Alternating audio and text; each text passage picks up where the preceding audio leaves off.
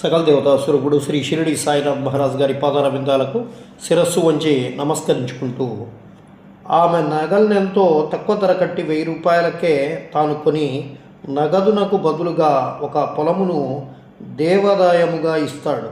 అందులకు భార్య సమ్మతిస్తుంది. ఆ పొలము వారి సొంతం కాదు, అది యొక్క పేదరాలకు డుబ్కి అను ఆమె దాన్ని 200 రూపాయలకి కుదవ పెట్టి ఉంటుంది. ఆమె దాన్ని తీర్చలేకపోతుంది. ఆ టక్కరిలోబి తన భార్యను, డుబ్కీని, దైవాన్ని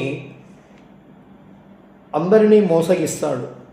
ఆ నేల పనికిరాది, సాగులో లేనిది, దాని విలువ చాలా తక్కువ, దానివలన ఆదాయం ఏమీ లేదు. ఈ వ్యవహారం ఇట్లో సమాప్తి అవుతుంది. ఆ పొలము పూజారి ఆధీనంలో నుండి అందులో అతడు సందర్శిస్తాడు. కొన్నాళ్లకు ఒక చిత్రం జరుగుతుంది. గొప్ప తుఫాను సంభవిస్తుంది.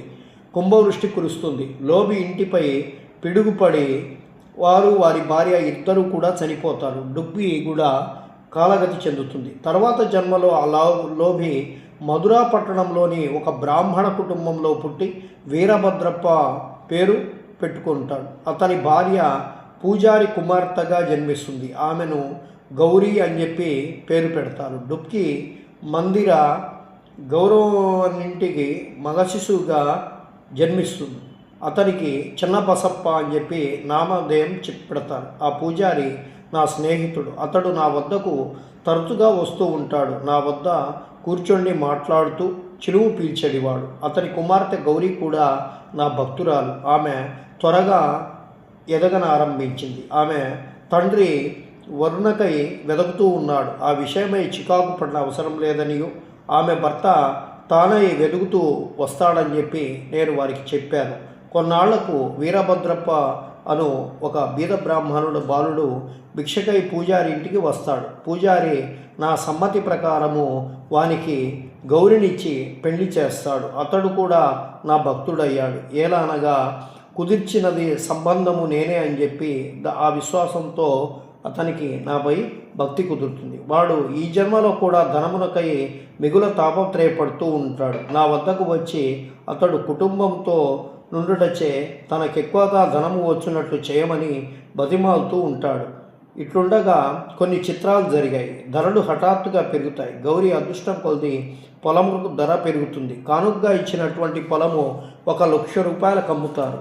ఆమె ఆభరణముల విలువనకు 100 రెట్లు వస్తుంది. అందులో సగము నగదుగా ఇస్తారు. మిగిలిన దాన్ని 25 వాయిదాలలో ఒక్కొక్క వాయిదాకు 2,000 రూపాయల చొప్పున ఇచ్చుటకు నిశ్చయించుకుంటారు.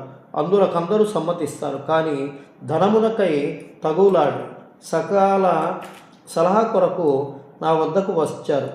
ఈ ఆస్తి మహాదేవుంది కాబట్టి పూజారిది. పూజారికి కొడుకులు లేనందున సర్వ హక్కులు గౌరీకి ఉంటాయి. ఆమె సమ్మతి లేదే ఏమీ ఖర్చు చేయవద్దని చెప్పి నేను చెప్పాను. ఆమె భర్తకు ఈ పైకముపై నెట్టి అధికారం లేదని బోధించాను.